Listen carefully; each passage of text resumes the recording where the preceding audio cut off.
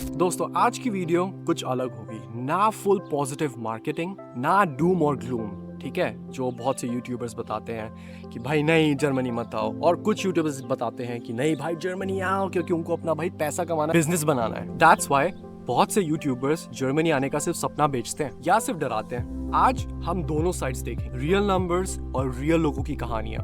तो अगर आप जर्मनी में ऑलरेडी हैं या जर्मनी आना चाहते हैं या जर्मनी का सच जानना चाहते हैं, तो ये तीनों रीजंस के लिए ये वीडियो आपके लिए परफेक्ट है। तो चलिए शुरू करते हैं। जर्मनी दुनिया के बेस्ट कंट्रीज में से 4th रैंक पे आता है दोस्तों।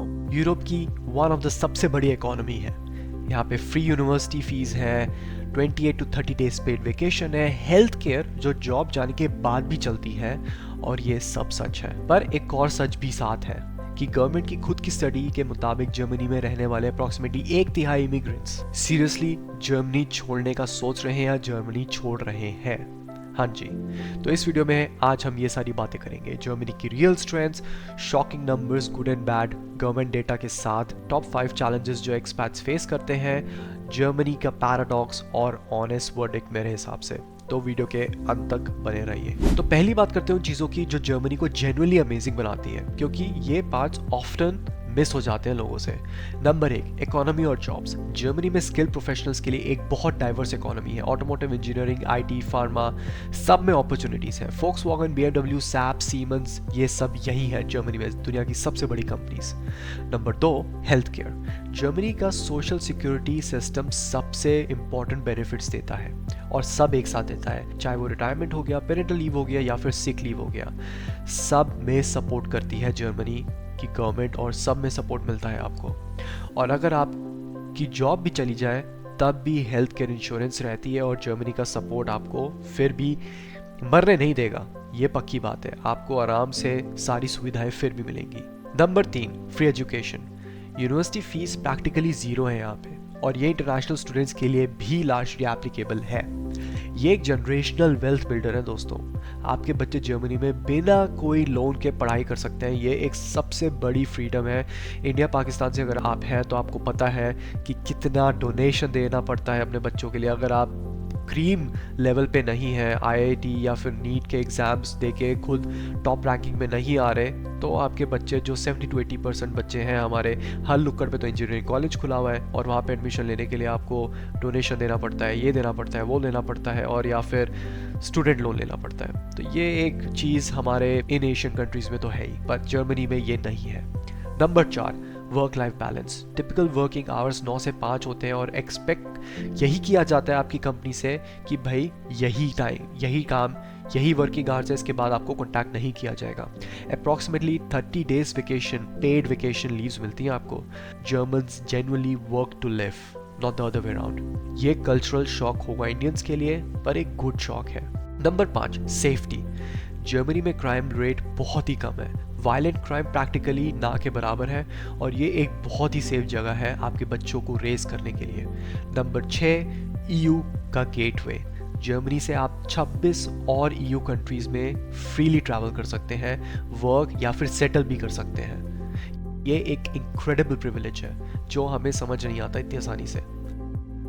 अब नंबर्स देखते हैं दोनों साइड्स के, ठीक है। गुड साइड पर जर्मनी की एवरेज सैलरी यूके से 9% ज़्यादा है, combined with a lower cost of living. University free है, 30+ डेज लीव मिलती है, और health care world class. Challenges side पर 1 से 3 इमिग्रेंट्स जर्मनी छोड़ के जा रहे हैं। 49% ने वर्क प्लेस डिस्क्रिमिनेशन एक्सपीरियंस किया है, और टैक्सेस प्लस इंश्योरेंस मिला के आपकी सैलरी का 40% प्लस जा सकता है। ये नंबर्स दोनों के साथ सच है। जर्मनी एक कॉम्प्लेक्स कंट्री ज़रूर है, बहुत ही रिवॉर्डिंग है, पर बहुत ही डिमांडिंग भी है। अब चैलेंजेस की बात करते हैं। सबसे नंबर 1 पे आती है ब्यूरोक्रेसी। ये रियल है और ये बहुत ही पेनफुल है। एक्सपैट इनसाइडर के हिसाब से एक सर्वे हुआ था 2024 में, जिसमें बताया गया था कि Germany world wide most ranked है डिजिटल लाइफ के लिए। लोकल ऑफिसेज ओवरलोडेड है, वेटिंग टाइम्स बहुत ही ज़्यादा है, रूल्स एक स्टेट से लेके दूसरे स्टेट्स में बिल्कुल ही अलग है। हाँ जी, लेकिन इसमें सिल्वर लाइनिंग भी है। बहुत से शहर ऐसे भी हैं जो ऑनलाइन बुर्गर आर्ट में अब अवेलेबल हो गए हैं due to this extreme bureaucratic work. और एक बार आप सेट हो जाओ तो जर्मनी का सिस्टम बहुत ही प्रेडिक्टेबल और रूल बेस्ड है, आपको पता चल जाएगा। कोई सरप्राइज नहीं होगा, कोई आर्बिट्री डिसीजंस नहीं होंगे। सिस्टम बहुत ही स्लो है, हाँ जी, पर ऑनेस्ट है। करप्शन की यहाँ पे उम्मीद नहीं है। तो वो आप एक चीज़ देखो कि एक नेगेटिव इफेक्ट ये है कि आपका वेटिंग टाइम, अपॉइंटमेंट्स मिलना मुश्किल होता है, पर आपको यहाँ पे घूस खिलाने की ज़रूरत नहीं है, करप्शन नहीं है। एक इंडियन सॉफ्टवेयर इंजीनियर से मेरी बात हुई थी जो 4 साल से म्यूनिक में है। उन्होंने ये कहा कि ब्यूरोक्रेसी एग्जॉस्टिंग है, हाँ जी, एक बार अपॉइंटमेंट मिलना बहुत मुश्किल होता है, यहाँ से वहाँ भगाते हैं, पर एक बार आपको मिल जाए तो स्टेबिलिटी और प्रेडिक्टेबिलिटी जर्मनी में बहुत ही आसान हो जाती है। अब आते हैं दूसरे चैलेंज पे, जो है डिस्क्रिमिनेशन। ये भी रियल है और डिसमिस नहीं करना चाहिए उन लोगों के लिए जो जर्मनी आना चाहते हैं और जो इन चीज़ों से बहुत ही सेंसिटिव है। रिसर्च है आई एम एक्सपर्ट की जो ऑलमोस्ट बताती है कि ऑलमोस्ट 39% लोगों ने कहा है कि उन्हें वेलकम फ्री नहीं हुआ और 49% ने वर्क प्लेस डिस्क्रिमिनेशन एक्सपीरियंस किया है। लेकिन पूरी पिक्चर देखें तो अलग ही चीज़ आती है। फॉरेन एम्प्लॉयज़ जर्मनी की वर्कफोर्स का 16% से ज़्यादा है दोस्तों, और 2010 से ये नंबर डबल हो चुका है अब तक 2026 तक। फॉरेन डॉक्टर्स 17% है, 20% नर्सेज फॉरेनर्स हैं।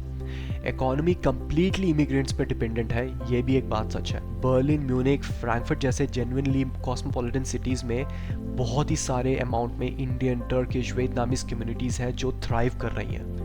यंग जर्मन्स इंटरनेशनली माइंडेड हो रखे हैं। चैलेंजेस हैं लेकिन कम्युनिटीज़ भी हैं जो आपको सपोर्ट करती हैं। ये ज़्यादातर जो माइंडसेट है ना डिस्क्रिमिनेशन वाला, ये आता है ईस्ट ऑफ जर्मनी से या फिर बुज़ुर्गों से जिन्होंने दुनिया नहीं घूमी और जो वर्ल्ड वॉर के टाइम से सब बुरा एक्सपीरियंस कर चुके हैं। तो ये चीज़ है यहाँ पे ऑब्वियसली, पर एक और चीज़ भी आपको अनदेखी नहीं करनी चाहिए कि जर्मनी स्किल्ड फोर्स लेबर्स पे बहुत ही डिपेंडेंट है जो बाहर से आ रही है। अब आते हैं तीसरे चैलेंज पे, जो हाउसिंग। बर्लिन जैसे सेंट्रल शहर में 13 से 17 यूरो पर स्क्वायर मीटर का रेंट आपको मिलेगा। ये 20 से 25 पे भी जा सकता है, और म्यूनिक तो आप छोड़ ही दीजिए, 25 से 30 यूरो पर स्क्वायर मीटर भी जा सकता है, और बाइंग प्राइस तो इससे भी ऊपर है।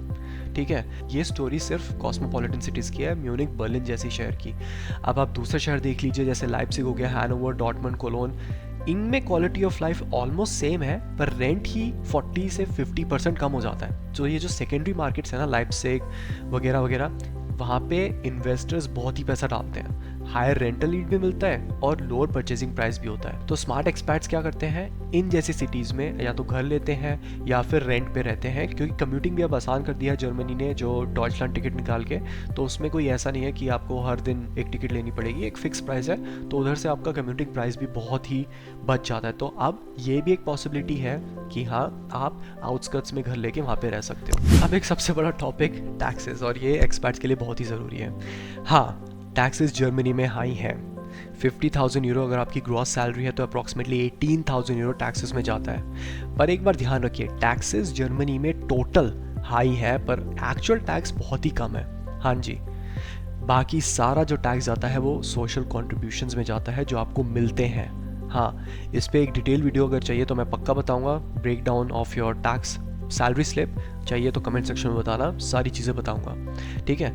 लेकिन आप क्या रिटर्न में पाते हो ये बहुत ज़रूरी है। फुल हेल्थ इंश्योरेंस, 14 महीने की paid parental leave, free university, pension, 28 से 30 दिन legal guaranteed vacation, unemployment benefit.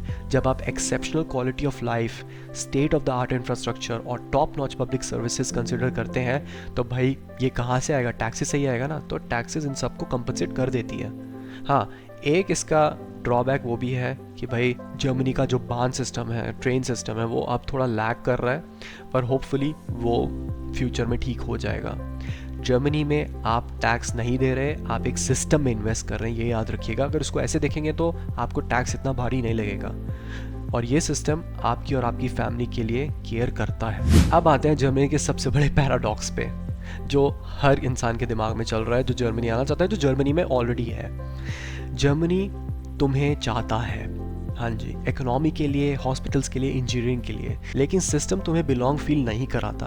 ये बहुत ही बड़ा एक टॉपिक है। Yes, Germany needs you but system fails you, I understand, and ये ही एक सच है। जर्मनी में न्यूट्रलाइजेशंस हिस्टोरिक हाई पर है, लेकिन एक जर्मन पासपोर्ट लेना ऑटोमेटिकली बिलोंगिंग का सेंस गारंटी नहीं कराता। अगर आप ये सोच रहे हैं कि भाई जर्मन पासपोर्ट मिल जाएगा तो मैं यहाँ पे सिस्टम में बिलोंग फील करूँगा, ऐसा नहीं है, ये गारंटी नहीं है दोस्तों।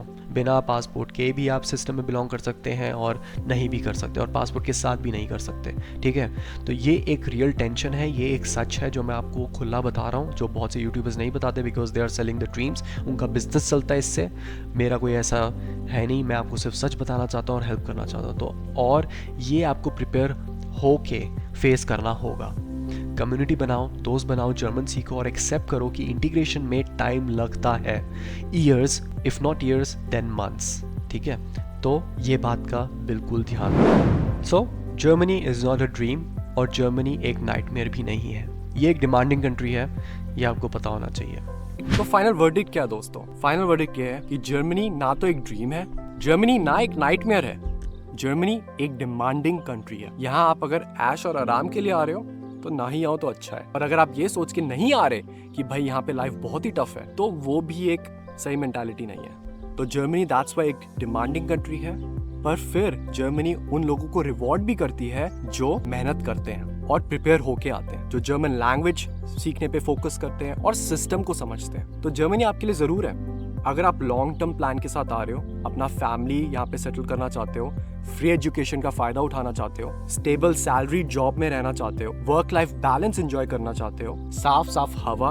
एंजॉय करना चाहते हो, पर जर्मन लैंग्वेज सीखने में कमिटेड भी रहते हो, तो जर्मनी डेफिनेटली रिकंसिडर करो आप। पर उनके लिए जर्मनी एक रिकंसिडरेशन भी होना चाहिए जो यहाँ पे आके फ्रीलांसिंग करना चाहते हैं, एंटरप्रेन्योर बनना चाहते हैं, अपना फ्रेश बिजनेस खड़ा करना चाहते हैं, जिनको क्विकली कम्युनिटी फील चाहिए या वो डिस्क्रिमिनेशन से बहुत ही डीपली इफेक्ट हो सकते हैं, उनको थोड़ा रिकंसिडर करने की जरूरत है। तो आप जो भी डिसाइड करो, ये वीडियो आपके लिए है और ये वीडियो ने आपकी आंखें जरूर खोल दी होंगी। तो ये इंस्टाग्राम रील लाइफ देख देख के डिसाइड मत करो कि जर्मनी आना है कि नहीं। रियल जर्मनी मैं आपको बता रहा हूँ, रिवॉर्डिंग भी है पर चैलेंजिंग भी है। और अगर आप जर्मनी में ऑलरेडी हैं तो कमेंट सेक्शन में जरूर बताओ कि सबसे बेस्ट चीज आपको जर्मनी में क्या लगती है। मैं सारे कमेंट्स पढ़ता हूँ और मैं रिप्लाई भी जरूर करता हूँ, सारी वीडियोस चेक करो, मैं हमेशा रिप्लाई करता हूँ। और कुछ कमेंट्स नेगेटिव भी आते हैं कि भाई जर्मनी की हालत बहुत खराब है और ये है वो है, जॉब मिलना मुश्किल है। तो इस पे भी मैंने वीडियो बनाई है कि हाँ, ये आधा सच है कि जर्मनी में जॉब मिलना मुश्किल है, और ये भी आधा सच है कि बिना जर्मन लैंग्वेज की जॉब मिल ही नहीं सकती।